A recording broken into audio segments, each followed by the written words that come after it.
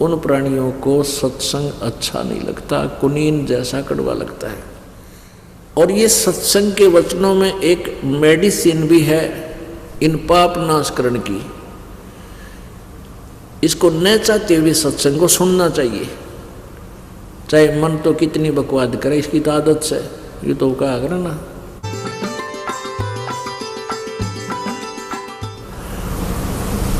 ढीठ है ये तो। अब ना चाहते हुए सत्संग सुनाए, जैसे कुनीन खानी आवश्यक है और कुछ दिनों में देखना, क्योंकि परमात्मा की महिमा सुनने और सुनाने से हमारे पाप नष्ट होते हैं।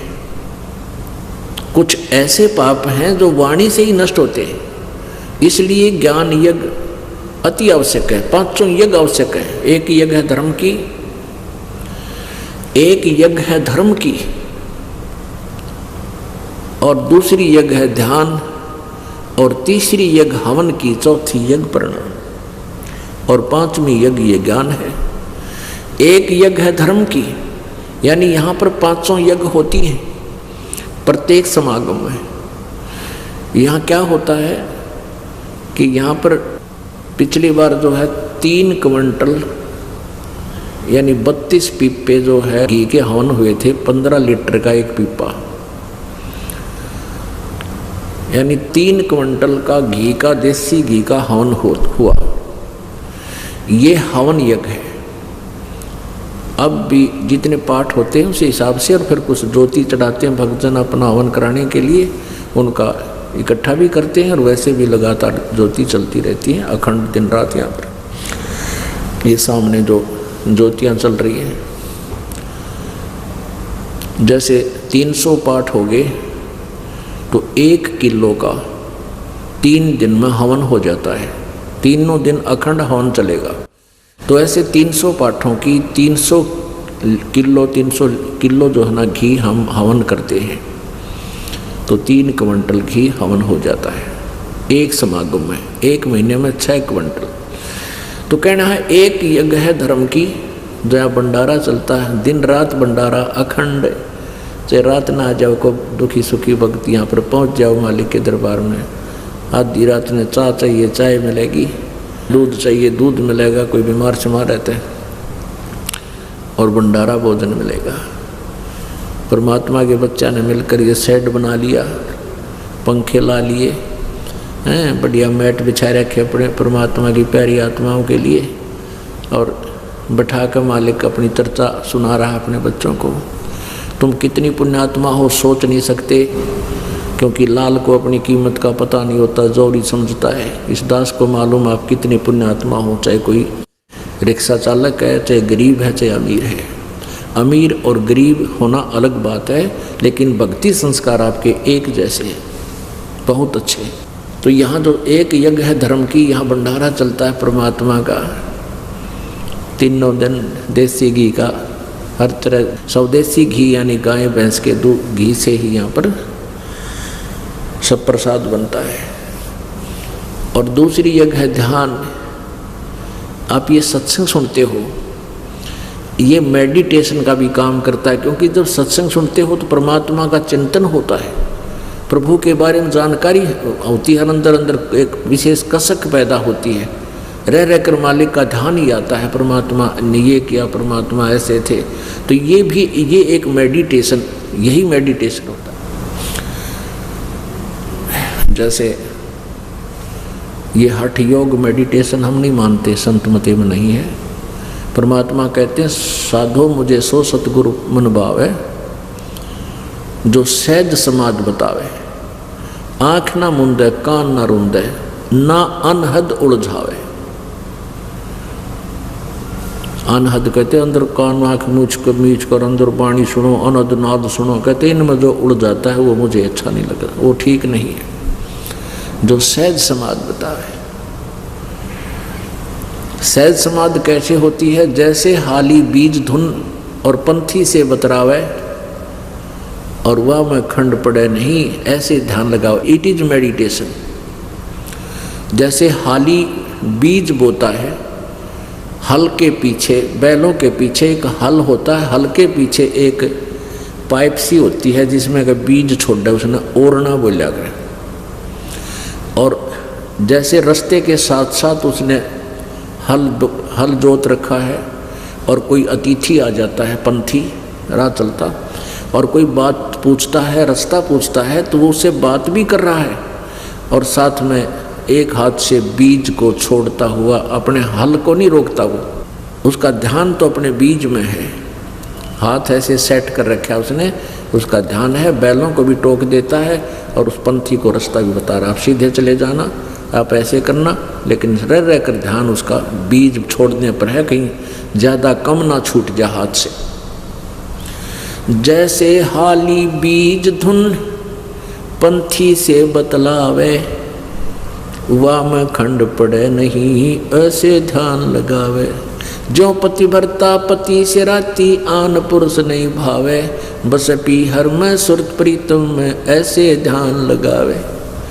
This is meditation, it is meditation. ये ध्यान समझ लेना कैसा है हमारा ध्यान।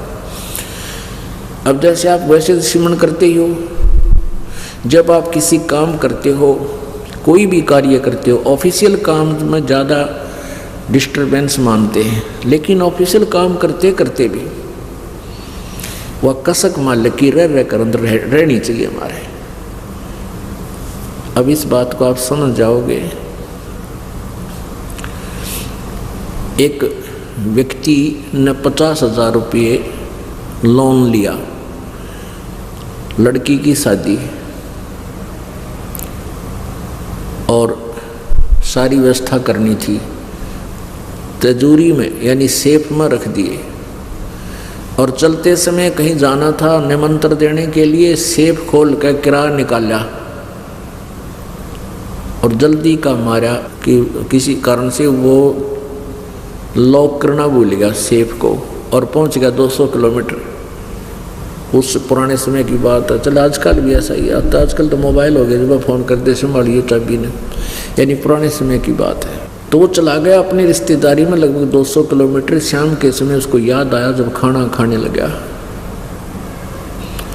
अकोतरे की चाबी भूलिया मत, और तिजोरी सेफ खुली छोड़ा है। भगवान कोई निकम्मा आदमी ना घुस जा, बच्चे दरवाज़ा खुला छोड़ कर चले जाए, मकान का कोई आना जार पता नहीं, ऊपर से शादी आ गई, और ये मुश्किल से उधार में लोन मिला था और कोई पैसा मिलेगा नहीं, तो उसको कितनी चिंता। अब वो रिश्तेदारों से बात भी कर रहा है, लेकिन तिजोरी से दिमाग नहीं हटता उसका, उस सेफ से, अलमारी से दिमाग एक सेकंड भी उसकी टेंशन हटती नहीं। वो टेंशन समझो, ये टेंशन जो है ये है हमारा मेडिटेशन, ये सहज समाधि है।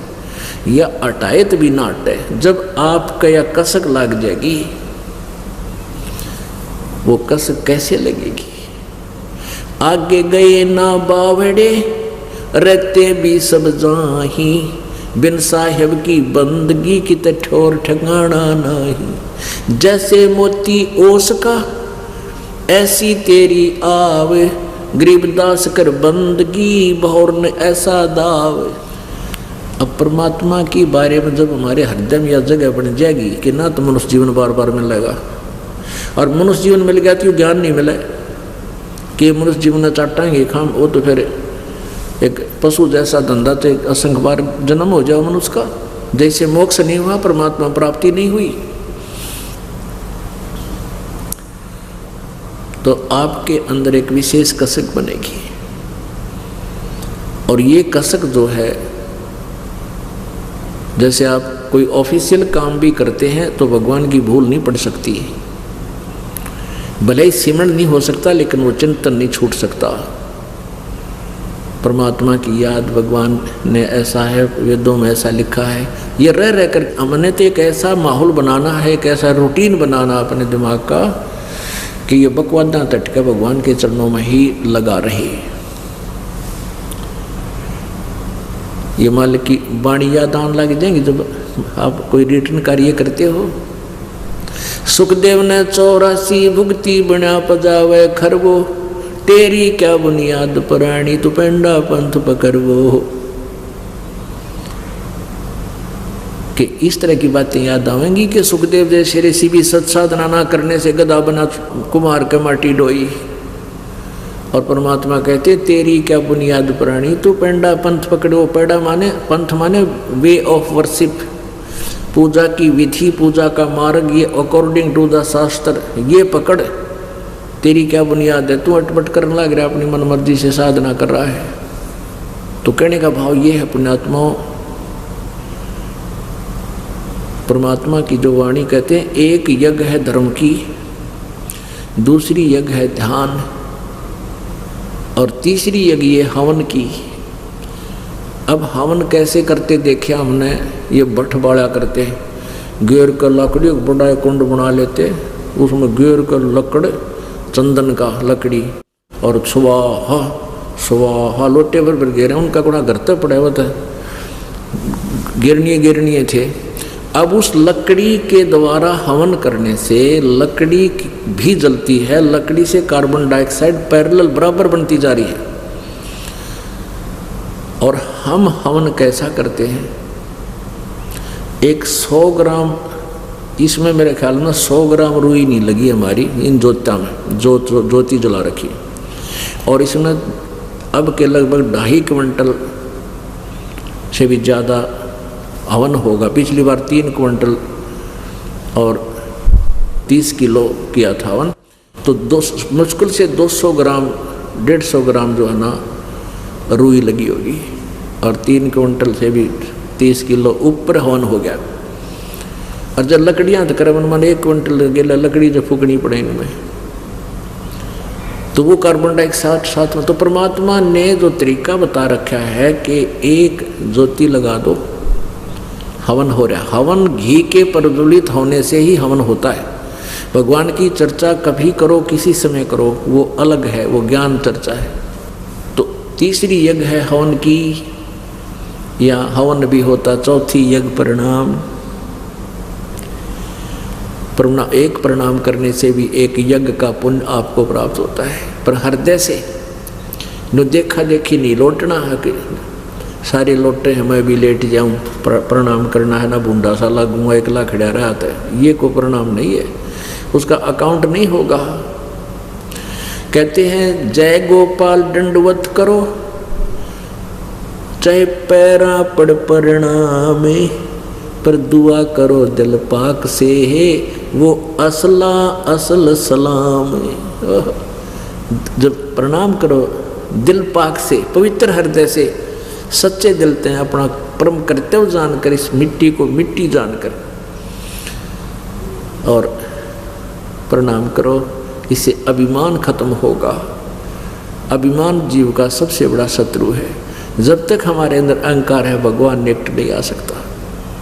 और हमने चाहिए भगवान से किसी प्रकार मिल रहे, हमने तो परमात्मा के लिए कमर कसी है, फिर उसमें अग्रम मग्रम किसा